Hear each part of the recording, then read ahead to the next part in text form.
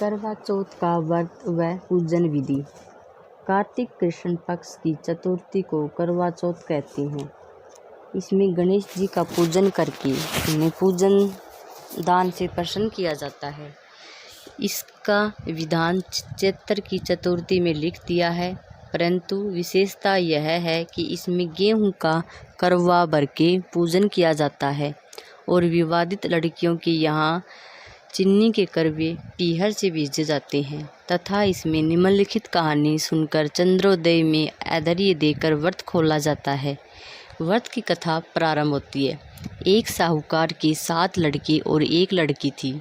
सेठानी के सहित उसकी बहुओं और बेटी ने करवा चौथ का व्रत रखा था।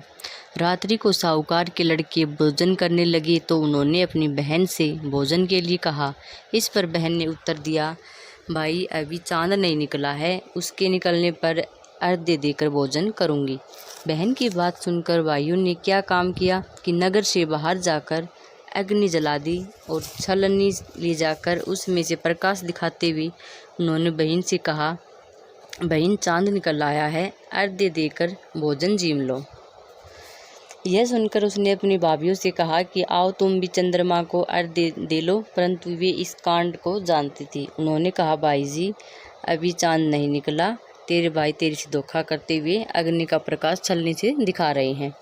भाभियों की बात सुनकर भी उसने कुछ ध्यान नहीं दिया। वह भाइयों द्वारा दिखाए प्रकाश को ही अर्घ्य देकर भोजन कर लिया।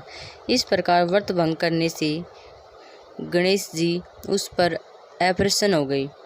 इसके बाद उसका पति सख्त बीमार हो गया और जो कुछ घर में था उसकी बीमारी में लग गया। जब उसे अपने किए हुए दोषों का पता लगा तो उसने पश्चाताप किया। गणेश जी की प्रार्थना करते हुए विधि विधान से पुनः चतुर्थी का व्रत करना आरंभ कर दिया और श्रद्धा अनुसार सबका आदर करते हुए सबसे आशीर्वाद ग्रहण करने में ही मन को लगा दिया। इस प्रकार उसके श्रद्धा भक्ति सहित कर्म को देखकर भगवान गणेश उस पर प्रसन्न हो गई और उसके पति को जीवन दान देकर उसे आरोग्य करने के पश्चात धन संपत्ति से युक्त कर दिया। इस प्रकार जो कोई छल कपट को त्याग कर श्रद्धा भक्ति से चतुर्थी का व्रत करेंगे वे सब प्रकार से सुखी होते हुए क्लेशों से मुक्त हो जाएंगी।